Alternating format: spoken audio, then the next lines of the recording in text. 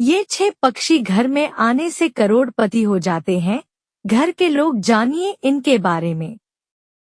इंसान से पक्षियों की दोस्ती हमेशा से रही है। पक्षी उड़ते हुए कई बार लोगों के घरों की छत और मंडेर पर आकर बैठ जाते हैं। वहीं कुछ पक्षी इंसानों के घर पर अपना घोंसला भी बना लेते हैं। वैसे पक्षी कभी अकेले आते हैं तो कभी समूहों में आकर छत पर किल्लौल करते हैं। वे वहां दाना खाते हैं, पानी पीते हैं और अटखेलियां करते हैं। हम में से अधिकतर लोगों को पता नहीं है कि विभिन्न पक्षियों का हमारे घर की छत या मुंडेर पर आकर बैठना कोई संयोग मात्र है या फिर इसके पीछे भविष्य का कोई बड़ा संकेत छिपा होता है।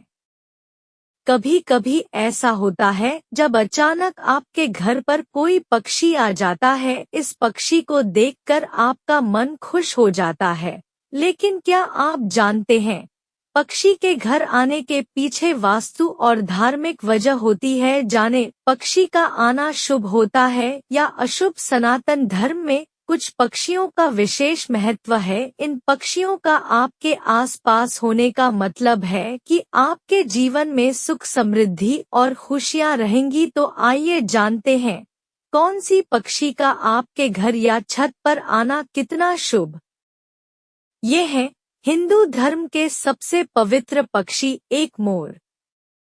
मोर शिव पुत्र कार्तिकेय भगवान का वाहन है।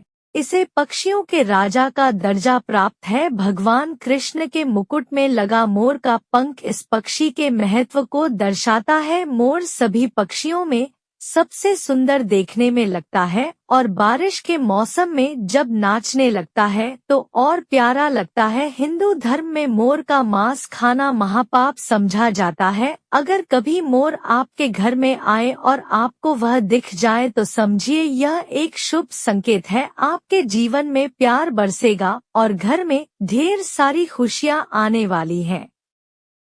2 कौआ। कौवा देखने में तो उसका रंग काला होता है, लेकिन श्राद्ध पक्ष में कौ का बहुत महत्व माना गया है। इस पक्ष में कौ को भोजना कराना अर्थात अपने पितरों को भोजन कराना माना गया है। कौए अतिथि के आने की सूचना भी देते हैं।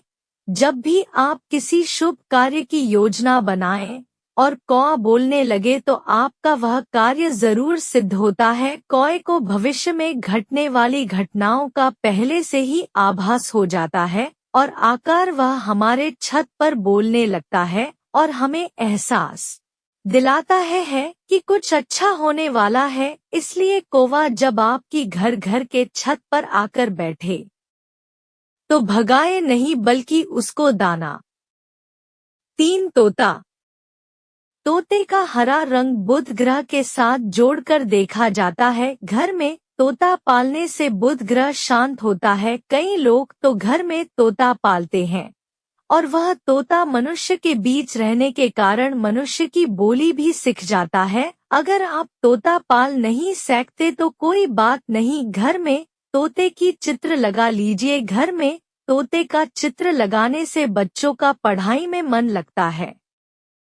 4 उल्लू। उल्लू माता लक्ष्मी का वाहन है। उल्लू का अपमान करने से लक्ष्मी का अपमान माना जाता है। मान्यता है कि उल्लू समृद्धि और धन लाता है। उल्लू को लोग अच्छा नहीं मानते और उससे डरते हैं, लेकिन यह गलत धारणा है। उल्लू को भूत, भविष्य और वर्तमान में घट रही घटनाओं का पहले से ही ज्ञान हो जाता है। वाल्मीकि रामायण में उल्लू को अत्यंत चतुर कहा गया। घर की छत पर उल्लू का बोलना यानी किसी शोक समाचार का आना होता है।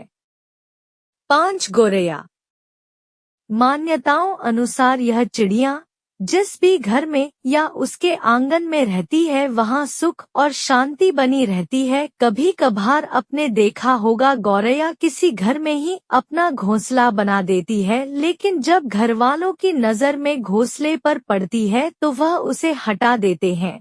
लेकिन ऐसा बिल्कुल मत करिएगा। गौरैया का वास जिस घर में होता है वहां खुशियां उनके द्वार पर हमेशा खड़ी रहती है और वह घर दिनों दिन तरक्की करता रहता है।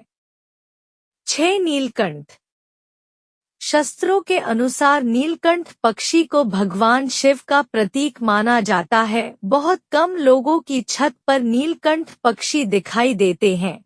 नीलकंठ पक्षी को देखने मात्र से भाग्य का दरवाजा खुल जाता है। यह पक्षी धन धान्य देता है। दशहरा पर नीलकंठ पक्षी का दर्शन करना बहुत ही शुभ माना जाता है।